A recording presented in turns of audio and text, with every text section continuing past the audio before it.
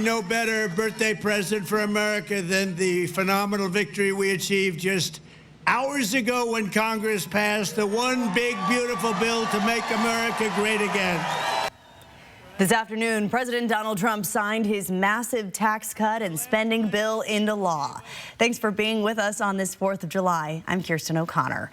The House passed the so-called Big Beautiful Bill in a razor-thin partisan vote last night, 218 to 214. So what does this mean for you and your family? We'll send things over to Jordan Smith, who's going to walk us through how the spending package could affect us. Yeah, the long and the short of it is this spending package is packed with tax cuts for wealthy Americans and funding cuts that benefit poor ones. This sprawling spending package puts serious pressure on Medicaid and SNAP recipients. President Trump rang in the 4th of July, signing his contentious spending bill into law. The nonpartisan Congressional Budget Office projects this bill to slash Medicaid funding by $1 trillion, which could push more than 11 million Americans off their health insurance over the next decade. So what does that look like for us here in Washington? More than 1.8 million Washingtonians are on Medicaid, or Apple Care, as we call it. That's seniors, children, and people with disabilities who rely on this program.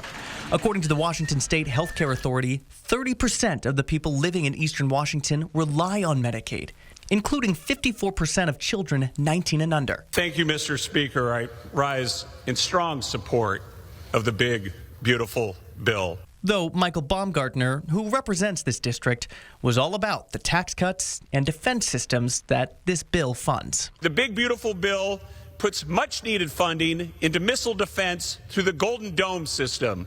And I encourage every American that cares about making our country wealthier and safer to support the big, beautiful bill.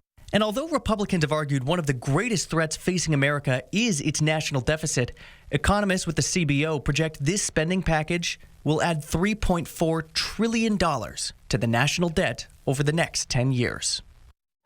And while Trump has touted his so-called big, beautiful bill will extend tax cuts in place from his first presidency and temporarily slash taxes on tips and overtime pay, the bill also will change work requirements for adults who receive SNAP benefits. The work requirement age is raising from 54 to 64 and adds parents with children older than 6.